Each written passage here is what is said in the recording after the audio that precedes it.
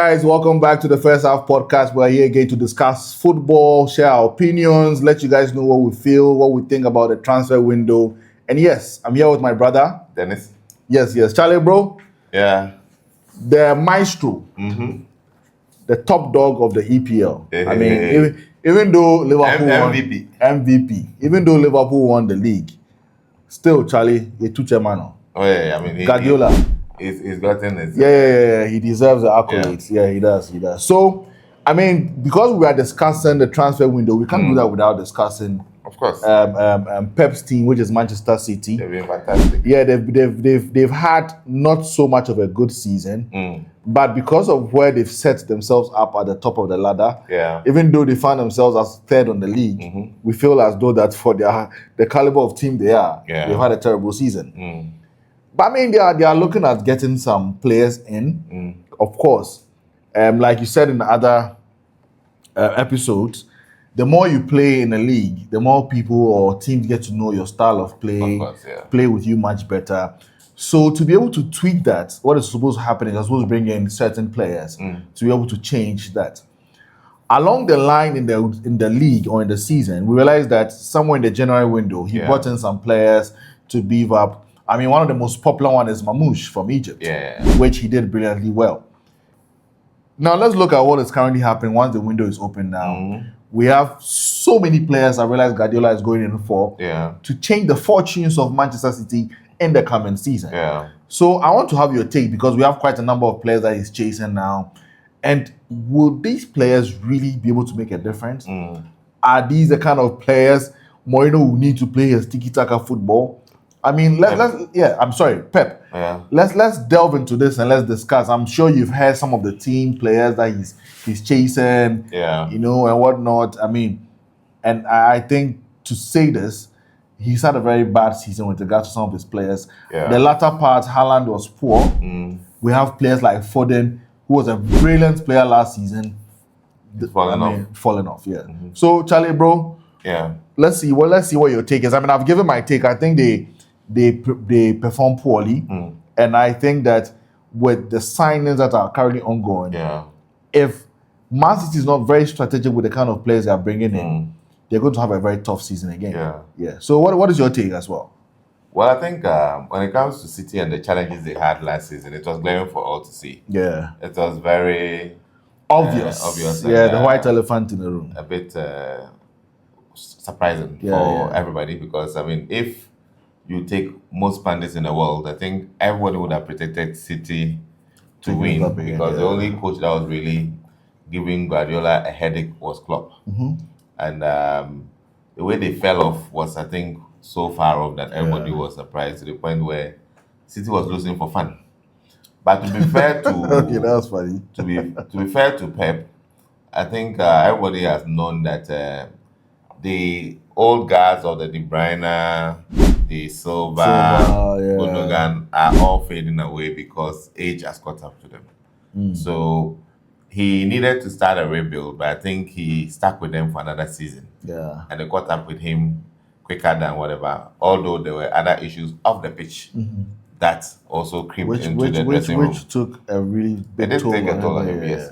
But to start their rebuild now, although it's a bit late because they could have actually forgone what they went through last season. It's better late than never. Yeah, of course. But what I see that is a bit surprising for Pep this window is that he's not going for names and accolades. It looks like the City scouts have been tasked to look for certain gems that he's building something. He wants to build. There've always been this argument that Pep only goes for established stars. So it brings a question to whether he's as good as he claims. He is, This time around, he's going for these kind of players that are within the 30-40 million brackets. I think if you take the January signings that he brought in January, he spent around 120 million. The most expensive one was Mamouche. The rest were all lower. I think he brought in a defender and a midfielder who didn't really feature much. In this window already, he has spent on Cherki. Cherki is like a brilliant signing that I don't see how nobody else went for him. Yeah. And they spent and the amount he got for just 34 about 34 million yeah, for that was Cherki is amazing. like, It was an amazing deal. because they are looking to replace De Bruyne Yeah. in terms of creativity in the middle of the park, Yeah. and Cherki will give them that. He went to AC Milan to sign Tijani, which is also really good. So he's doing something different. Yeah. As to whether it's going to work, we want to see, because as much as possible, you've seen that City has been very swift with their business. The moment the window opened, they know who they're bam, bam, for. bam. Yeah. They went for it. And then I don't know whether that was because he really wants to make a mark on the Club World Cup, because the next World Cup will be in 4 years and he may not be there. Yeah. So maybe he wants to really make a statement, be the first coach to win it when it was introduced. So he went for the players he needed from day one. As to whether they are going to be able to embed in the team good enough during the tournament for him to be able to win, we wait to see. Yeah. But the other thing that I want to say, that there's been this school of thought that Pep stifles creativity. His style of play is much more like robotic. Do it this way, do it this way, do it this way. So if you look at players like Foden, if you look at players like Grealish. Okay. Grealish is a maverick. Give me the ball and I'll try and dribble, whatever. But since he's been at City, you've seen that go away gradually to the point where now he's been a bench warmer. Last season, he didn't really feature much, and there are rumors of him going. Foden was like the best he was the player darling boy of the EPL last yeah. season. This season, he looks a shadow of himself, although he's come out to say he has some mental challenges that he's battling with personally. And maybe that can be the reason why Pep have maybe not used him much. So for me, as to whether City can get back to the City of old in the next season, we are yet to see that. Yeah. But in terms of the transfer window, I think they've been very swift. And if I look at the players they are building, there's something that stands out for me. You can see that they are trying to build a team around Haaland so that he'll be the star, and then they are going to have support team. So if you have Mamouche, Cherki, the Brazilian boy, and then Doku creatives who can create something out of nothing for Haaland, it's actually what they are trying to do, build a team around Haaland. So, and that's fantastic. But then, we had an episode where we asked the question, is Pep Guardiola really that? A genius. Yeah. Which was a very interesting episode, actually. Yeah. And I think it's something that we can dwell on in this particular conversation. Guardiola has made some signings that for me have not really gone too well. Okay. You mentioned a typical player like Doku. If you've been paying attention to the season, most of the time when Doku is failing Guardiola, Grealish comes in to rescue the day. Okay. Doku is someone who, for me, is just about the antics and whatnot, but then the end game, nothing good really comes out of it. And that has been my problem with some of the signings that Guardiola has brought on. Yeah. If you're going to be building a team around Haaland, for me, it's a bit problematic. Okay. Because the moment Haaland drops off, then you are found wanting. Okay. Then now you would have to find playmakers in there who can actually take up that responsibility and start scoring goals. Okay. And with the nature of Guardiola's formation, how he plays, you don't have, unless of course maybe it's not like that, but from what I see, you as a player, you don't have that flair or that personal decision to be creative. To say that, okay, my main man Haaland is not doing well today, so Charlie, this ball, the one I get, I'll try and dribble 1-2 and shoot. You don't have that. So you can watch a whole City game and you realize that the ball is just being stringed from the left to the right, and nothing really is happening. So I don't really know his game plan for the next season. Yeah. But I can confidently say that even the lower teams have this confidence playing Manchester City now. Okay. Because they know that the De Bruyne who can do the magical passes was not providing those magical passes. Now my question is, who's that next person who's going to provide that magical passes? Okay. They don't have that. Okay. Now we had the Foden, the darling boy, who would show up, give a spectacular shoot and finds the back of the net. Yeah. His game has gone flat. So what is the new game plan for City? So what I see that he is going to experiment with this particular season. Okay. I don't see City going for the cup the title this season. Okay. I see that he's going to go through a lot of experimental stage because these players that are going to come in are going to find it. City is not a club that you can easily fit in just one season. Okay. It's quite tough. For that's how I see it. So I think that Guardiola is going to have it tough. He has a very strong mentality as a coach. And I know that he's one person that doesn't easily give up. But I can say that Guardiola and the Manchester City team, looking at the signings they are doing, the transfer window is not over yet. Okay. But I know that Guardiola, there's no top striker in there that Guardiola is going to go out in the market and go and buy. I don't know yet because they have Haaland. Okay. You know, so I don't see Guardiola having it easy at all this particular season, especially when we didn't really get a sort of a replacement for De Bruyne. I don't know which of these players can actually replace De Bruyne. And that is always a mindset when a team is losing a particular caliber of player. You try to go on the market and say that, okay, this guy, he has that kind of skill with De Bruyne, so let's put him in there and still have that. So that is how I see, from my perspective though. Okay. What I want to say is that don't write off City, because don't forget that since they started all these troubles, there have been one secret weapon that they've complained about, and that is Rodri. Rodri was basically, everything has been linked to Rodri. That's why they had a catastrophic. At a certain point, I thought was a bit unrealistic. Well, I mean, for them, they are in there. At a certain point, it was a bit unrealistic. Is a Ballon d'Or winner, and if they say that that's the reason why we fell off, you can't blame them until he comes in and they still continue to lose. When he was there, they were winning, so you can't say it's not true. So for me, next season they are going to have him fully fit. Okay, and that is going to be another weapon in their armor. Apart from that, if you look at the players that they brought in some very strong creative players who are used to scoring goals. Yeah. Barring Pep bringing certain things that is going to stifle their creativity.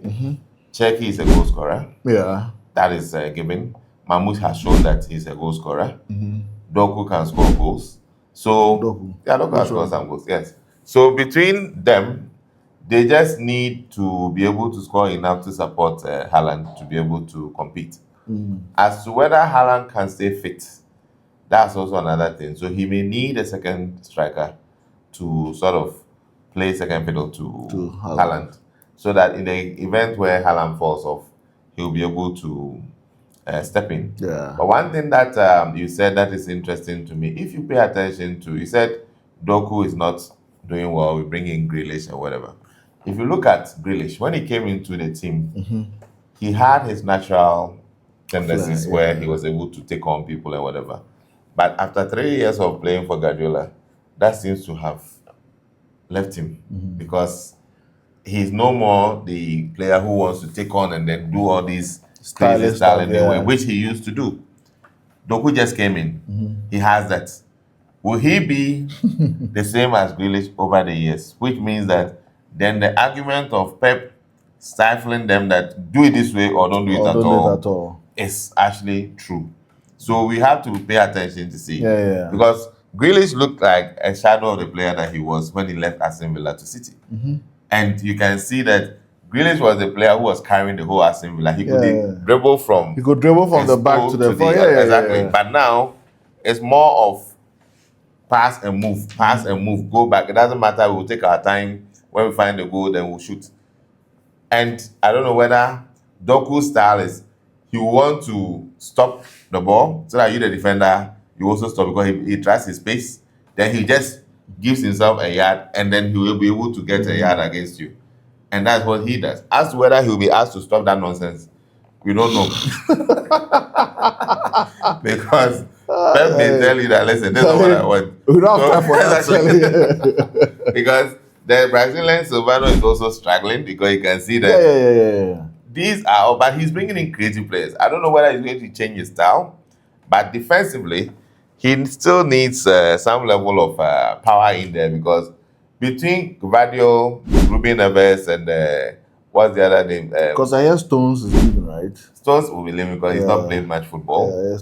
Kyle Walker is also leaving. So you can see that gradually he has to basically transform the team. Yeah, he has to. As to whether he will have enough time to stay, because it looks like even if you are paying attention, he didn't really need to have signed this contract.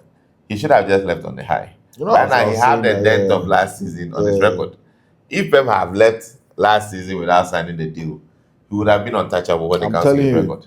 You get it? But now his ego is bruised. Yeah. And he will want to come and prove to everybody that I am Pep. And if you watch the football world now, like you were saying earlier, you don't really have much players out there to be selecting from. No, there's not much. From the basket. The pool out there, yeah. So you have to have some very strong scouts. Very strong scouts. To be able to find players that will fit in the style of play that you want to be a player. So it won't be easy. But then another discussion that we should have later on is about the fact that, which is very important, that if Pep's style of play is actually destroying talent. Yeah. You know, because we have seen over the period that players come and play with Pep and they are, in a way, they are supposed to change their style. Unless these players are already like well-made materials and they do what they want in a way, But then, if you look at, if you look at a player like De Bruyne, De Bruyne's style of play is more of, I don't follow any rules. No. He doesn't, Pep's, his whole philosophy is about retaining the ball, possession. De Bruyne's pass is about risking the ball. And that is how he gets these beautiful passes that everybody thinks. How did he think about that? How did he see that? Whatever. If he was really following Pep's rules, those long passes are not part of the game. No, at all. You understand? His own is simple short passes, keep moving, and the spaces will come. But De Bruyne will see Haaland start a run, string it, and put the ball somewhere that no defender can touch. And you don't have that replacement. No, I mean, players like De Bruyne those old ones are fading out. Yeah. Right now, they are making the football so scientific because the coach wants to sit at the touch line and be able to predict everywhere the ball will go when the player gets the ball. And that takes the excitement out of football. We had scientific. Exactly. Yeah. That is why Pep couldn't manage really Ronaldinho, because Ronaldinho is not someone who fits in the system. Yeah.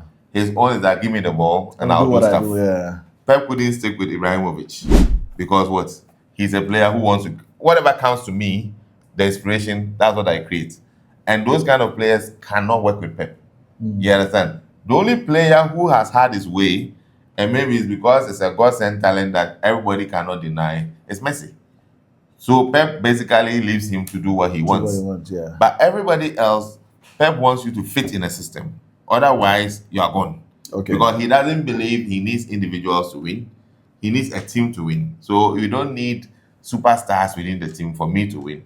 It has to be about me, Pep, and what I did for my players to win. And that is what is killing the game. So I want to we need to look at Haaland. Okay. Haaland has been an amazing signing for Manchester City. True. The season prior to the season that just ended, I think he was the top goal scorer for the league. Yeah, he was, And last season, by a mile. Yeah, and last season, his injury cost him a lot. It did. Now, you said something that there was a clause you put in there. If he is fit, he can stay fit throughout the whole season. What if he doesn't stay fit throughout the whole season? What are the chances of Manchester City if Haaland doesn't stay fit the whole season? Well, I think it would be very naive for Pep to go in the season and put all his eggs in one basket, which is Haaland. Yeah. I found it very bizarre that he allowed Julian Alvarez to go to Atletico, yeah. Because that guy was also a goal scorer. Yeah, he was banging some goals. I can understand that not a lot of players will want to play next to or behind Haaland because they know that they are just going to be called on only once in a while. But as a coach, it's about your words. Okay, I'm going to give you enough game time. I'm going to give it back. Guardiola always have that mentality that if you want to go. I don't need you. He doesn't bet. But here's the case. One of the reasons why he suffered last season so woefully was injuries. And not just Rodri. You had De Bruyne also going out for a period. He had quite a number of... You had Haaland going out for a period. So, obviously, that means that as much as you don't need individuals, you still need replacements and you need a team. Yeah. So, if you have somebody like Alvarez who can give you 15 goals a season, that could have actually made a big difference. And for me, if you look at where the season ended, I mean, they were just a few points away from Arsenal. And if they had certain players, they could have actually challenged the title for a while, even if they don't win. They could have. But I think sometimes his ego gets the better part of him, where he feels like, I'm never going to ask anybody to stay. If you want to go, go. But for a coach, I think the man management is part of the game. Yeah. It's not just about what's happening on the pitch. If you're able to manage players to put their egos aside and play for you, it's key. That's very true.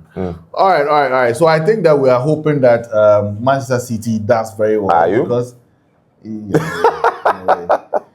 well, of course, because I feel as though that in as much as we want our various teams to win the league, we always want to make sure that the top teams come to play. But they should be competitive. They should be competitive. Liverpool got it too easy last season.